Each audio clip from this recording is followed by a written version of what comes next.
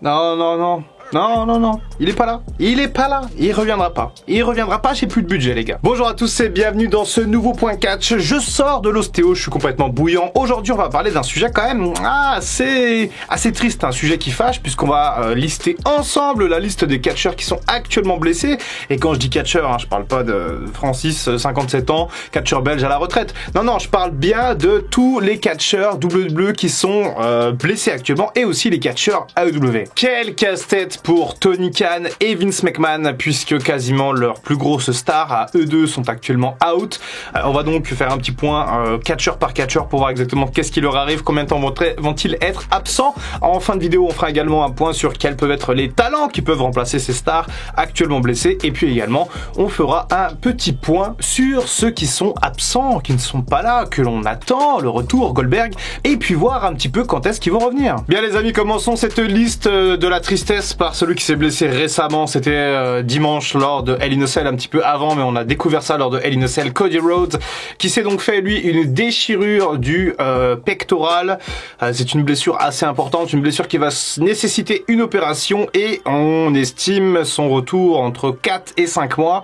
Donc pour SummerSlam c'est mort, pour les séries peut-être, mais sans doute je pense un retour au Rumble pour Cody Rhodes. Et maintenant, comment ne pas voir Cody Rhodes en fait revenir au Rumble et le gagner et ensuite aller chercher le titre à WrestleMania 39? Je sais que c'est peut-être un peu tôt pour parler de ça. Le mec est même pas encore opéré, que je suis déjà en train de le voir champion à WrestleMania. Mais bon, en tout cas, c'est extrêmement dommage pour la WWE puisque Cody Rhodes était sa figure face principale. C'était celui qui faisait vendre les billets. Il est sur le poster de Hell in a Cell. Il est sur le poster de Money in the Bank. Il est plus là. On parlera également d'autres mecs qui sont plus là en ce moment à la WWE tout à l'heure. Donc ça va poser problème. Et c'est bien dommage pour Vince McMahon qui va devoir composer avec ce qui lui reste. Et comment ne pas parler également de CM Punk qui lui s'est fait une fracture au pied et de manière tellement idiote. La semaine dernière quand j'ai parlé de CM Punk un petit peu, j'ai dit qu'il avait botché à un moment donné un hot tag avec les FTR à Dynamite. C'est exactement à ce moment-là qu'il s'est pété le pied. Il a fait une espèce de springboard en sautant au-dessus des cordes. Sauf que Punk il a 43 ans, comme certains disent, un peu mauvaise langue, il a 43 ans, il en paraît 53 à catch comme s'il en avait 63. Je suis à moitié d'accord avec ça, mais en tout cas, je suis juste dégoûté, putain, CM Punk qui se casse le pied en faisant un springboard, putain, décidément, j'arrive pas à le dire, faudrait peut-être que j'aille chez l'orthophoniste au lieu de voir l'ostéo, bref. En tout cas, bon, il se pète le pied, opération obligatoire. Gros bordel avec CM Punk parce qu'il vient juste de prendre la ceinture de champion. On allait partir sur un Summer of Punk numéro 3, voir un petit peu ce qui allait se passer autour de son règne, est-ce qu'il allait avoir un clash avec MJF. Et non, c'est terminé, c'est déjà terminé, une semaine de règne pour Punk. Lui il veut pas relâcher la ceinture, c'est le bordel, on sait pas exactement ce qui va se passer. Il va y avoir un champion de transition, d'intérim. J'en ai déjà parlé la semaine dernière dans le point catch concernant la nouvelle de la blessure de Punk, mais je trouve ça un peu naze comme idée. Je suis dégoûté, mais il va falloir broder un petit peu côté All Elite Wrestling. De toute façon là il y a le pay-per-view avec NJPW qui arrive à la fin du mois. Mais après, je sais pas trop ce qu'il prévoit pour l'été, peut-être un push de Wardlow, peut-être des idées un peu nouvelles, peut-être Malakai Black au sommet, pourquoi pas. En tout cas on verra bien ce qui se passe. Mais vraiment, putain, qu'est-ce que c'est con pour CM Punk. Ça a fait beaucoup moins de bruit, mais il y a également Bryan Danielson qui est blessé actuellement. Alors, concernant Danielson, en fait, il aurait plusieurs petites blessures, dont une à la jambe qui aurait été faite durant le Rampage où il avait la jambe coincée. Blessure assez minime, mais là, il est mis sur la touche quand même une bonne quinzaine de jours parce que tout simplement, il s'est fait apparemment une commotion cérébrale lors du match Anarchy on the Arena. Il serait tombé sur la tête et il aurait une commotion. Quand on connaît un petit peu le passif de Danielson avec les commotions et les problèmes de nuque, on peut se dire qu'effectivement on va le laisser reposer un petit peu, on va pas prendre de risques avec lui. En tout cas, bon, c'est un petit peu flippant, mais il semble pas y avoir trop de gravité pour Danielson qui devrait être là, je pense, pour le fameux pay-per-view entre All Elite Wrestling et NJPW, à savoir Forbidden Door. Alors, Adam Cole également serait blessé côté All Elite Wrestling, mais pour le coup, j'ai pas spécialement d'infos. J'ai cherché un petit peu sur les sites US et tout, mais j'ai pas l'info pour Adam Cole. Je sais pas exactement ce qui lui arrive. Selon certaines rumeurs, il aurait, un peu comme Bryan, une série de petits pépins à à corriger, à soigner le temps de revenir, mais pas de blessure particulière. Il est juste un peu au repos. Pareil pour Cole, je pense qu'il va être là pour le fameux pay-per-view à la fin du mois de juin. Rien à signaler. Si jamais vous avez des infos concernant Adam Cole dans les commentaires, n'hésitez pas à me mettre tout simplement un commentaire qui explique exactement ce qu'il a, parce que je suis curieux. Retour à la WWE avec Randy Orton qui semble être blessé assez gravement au niveau du dos. Alors pour Randy Orton, en fait, on ne sait pas, comme ils l'ont mentionné à la télé, Riddle en a parlé du coup en direct à la WWE, on ne sait pas si c'est legit ou pas la blessure. Maintenant, la WWE brouille un peu les pistes, puisque avant elle nous faisait des fausses blessures, mais elle ne parlait quasiment jamais des vraies blessures. Et maintenant, on peut le voir avec Cody Rhodes, la WWE parle également des vraies blessures, donc ça brouille un peu les pistes et on ne sait pas vraiment si Randy Orton est blessé.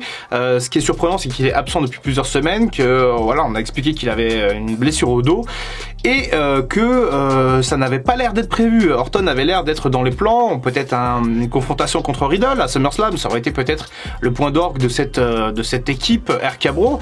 Et bah cette fois-ci, Orton semble bel et bien blessé au dos, donc ça fait un peu chier. Encore un top talent WWE qui est sur le carreau.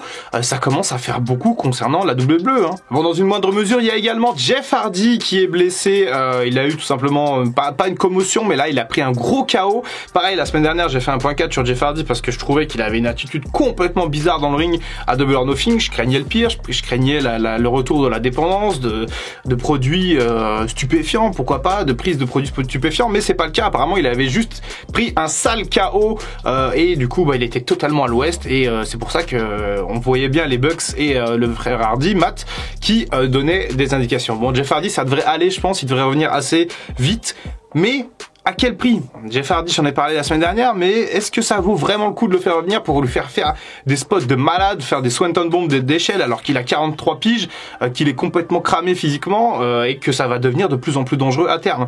J'ai pas envie un jour de faire un point catch, Jeff Hardy gravement blessé, ou Jeff Hardy, je sais pas, j'ai même pas envie de penser à ça en fait. Donc, je suis très inquiet concernant Jeff Hardy et j'espère qu'ils vont un peu le garder, pourquoi pas faire des ciné-matchs avec Jeff Hardy comme avec Sting à la base, enfin je veux dire, et puis le faire catcher de temps en temps, mais pas lui faire prendre des risques comme ça, pas le mettre contre Darby Allin. On l'a eu le match contre Darby Allin, ok, c'était fou, mais c'est bon, je veux plus voir ce match-là en fait, parce qu'après je vais regarder chaque match de Jeff Hardy comme ça, en ayant la tremblote. Donc voilà pour Jeff Hardy, j'espère qu'il va vite se remettre et qu'il va surtout prendre soin de lui. Ah, et si vous aimez Jeff Hardy, je pense qu'il y a une uchronie sympa qui arrive. Bon, si on va un petit peu plus loin, hors Amérique, enfin même aussi aux États-Unis, puisqu'on a Matt Cardona qui est également blessé, lui il est un peu plus dans les fédérations indépendantes, celui qu'on appelait Zack Ryder, qui a une déchirure du biceps également, qui s'est fait ça lors d'un show GCW il me semble, et également au Japon, Kota Ibushi n'est toujours pas remis de son bras cassé lors du J1 et je crois que Will Ospreay est également blessé, à vérifier, j'ai cru voir ça, mais en ce moment je suis totalement à la bourre sur NJPW comme chaque année. De toute façon j'arrive pas trop à suivre ce qui se passe là-bas, même si j'adore la NJPW et j'ai tellement hâte de voir ce show là, Forbidden Door entre All Elite Wrestling et NJPW. Pour ceux qui s'intéressent pas trop au catch japonais, là vous allez voir des trucs de fou les amis, et on fera bien entendu comme d'hab pronostic, simulation et analyse du show à la fin du mois. Et puis avec tous ces blessés, il y a également ceux qui sont off, ceux qui sont pas actuellement sur le ring, et notamment les deux grandes stars de l'année dernière, à savoir Kenny Omega et Roman Reigns. Alors les deux règlent un petit peu des blessures, ce qui est assez inquiétant, c'est que pour Kenny Omega, on se demande s'il va pouvoir revenir à 100%. Lui-même a déclaré qu'il n'était pas certain de revenir totalement à 100%, qu'il avait des blessures presque qui n'étaient pas réparables, qu'il avait des vertiges quand il catchait sur le ring. Bref, c'est un bordel sans nom. Côté Roman Reigns, il avait quelques pépins physiques également qu'il est en train de soigner tranquillement et se repose. Il est quand même sur un règne de maintenant 1 an et demi, presque 2 ans. Donc effectivement, c'est bien de prendre du temps off, même si encore une fois, ça lâche pas la ceinture, donc c'est pas très réglo, mais bon, c'est Roman Reigns et on voit pas trop comment la WWE peut faire autrement. Roman Reigns, je pense, va revenir assez vite, y a pas de souci à se faire. Hollywood lui tend les bras, c'est certain, mais pas avant au moins 1 ou 2 ans, je pense. Le temps de finir ce règne en beauté et de tourner peut-être la page du catch. Roman Reigns, ça fait déjà 10 ans qu'il est à la WWE, peut-être encore 2-3 ans, et ensuite peut-être qu'il ira nous émerveiller au cinéma. Bon alors, on fait quoi maintenant, Vince McMahon, on fait quoi? On push qui là? Parce qu'il y a plus Cody, plus Roman Reigns, Banks puis Orton, il reste pas grand chose. Brock Lesnar il est parti traire ses vaches dans son ranch. Il reste qui? Eh ben, je vois 3 ou 4 noms du coup depuis le dernier Raw, donc je vais pas trop spoiler parce que si les gens regardent en version française, je vais pas vous spoiler. Mais en gros, il y aurait 4 noms pour moi qui seraient assez intéressants à push à partir de maintenant. Bobby Lashley, c'est certain. Bobby Lashley a une immense cote de popularité. Il a jamais trop eu sa chance. Ah, quoi que si quand même, l'an dernier, il a eu grave sa chance. Mais en face, ça peut être vraiment très cool, même s'il manque un peu de charisme, faut pas se le cacher. Bobby Lashley, ça reste un excellent catcheur. Tout à l'heure, je parlais du fait que Punk avait 43 ans, catchait comme s'il en avait 53 ou 63. Pour Bobby Lashley, c'est l'inverse. Il a 45 ans, il en paraît 35 et lui, il catch comme s'il avait 25. Bref, Bobby Lashley, pourquoi pas, ça peut être un bon choix. Drew McIntyre, effectivement, lui, doit en plus toujours avoir un peu le seum d'avoir été champion dans cette période où il y avait juste personne dans les salles et qu'il a jamais pu rentrer en communion avec le public et qu'une fois que le public est revenu, c'était trop tard pour lui. Donc Drew McIntyre, il doit lui aussi vouloir vraiment revenir au sommet, au moins pour un run de champion avec les fans. Alors je pensais également à Edge, mais Edge du coup c'est un peu compliqué et j'en parlerai pas spécialement encore une fois parce qu'il y a eu des petits changements là ces derniers temps. J'en parlerai la semaine prochaine dans une vidéo de booking jusqu'à WrestleMania 39, mais Edge ça peut être une bonne chose même si je suis assez surpris par la tournure que prennent les événements. Je vous en dirai pas plus pour ceux qui sont pas à jour sur les weekly. Et le quatrième nom c'est Finn Balor. Et effectivement, c'est un petit peu relié à tout ça, mais Finn Balor, je pense que ça peut être vraiment son année. Il faut juste pas le louper, il faut lui donner les clés, il faut lui faire confiance, il faut lui donner autant de temps et de pouvoir un peu créatif sur son personnage qu'il a eu lorsqu'il était à NXT, lorsqu'il était en Prince.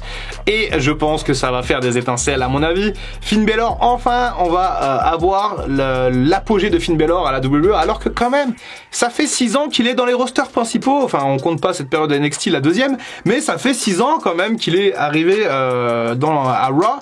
Donc c'est peut-être l'heure pour Finn Balor, enfin peut-être d'être un vrai main eventer, un vrai personnage intéressant et charismatique, et je pense que cette année c'est l'année de Finn Balor. Voilà pour ce petit point sur les blessés, les absents, mes inquiétudes. Effectivement, n'hésitez pas comme d'hab à me donner vos avis dans les commentaires. Est-ce que pour vous c'est catastrophique? Est-ce que WWE et All Elite Wrestling vont s'en remettre? C'est assez sympa aussi de faire un point catch où il y a AEW et WWE en même temps, comme ça tout le monde est un peu content, sauf Michel, puisque Michel n'arrivera plus sur cette chaîne, c'est terminé. Non, Michel, c'est fini. Il y a quelqu'un dans les commentaires qui m'a dit que Michel, il avait gâché la vidéo lors des reviews et Inocel. Si, je vous jure que c'était pas intéressant. Eh ben, moi, je prends ce commentaire-là et c'est fini pour Michel. Michel rentre chez lui et tout le monde est content. C'était Dr Wrestling. À très bientôt pour une prochaine vidéo. Et en attendant, comme d'habitude, prenez soin de vous. Feel the blood creeping up from the heathens. Got will, got fight, got pride, got reason. If they wanna go eat, then you know I'm gon' feed them. If you're coming for me, hope you're ready for a demon.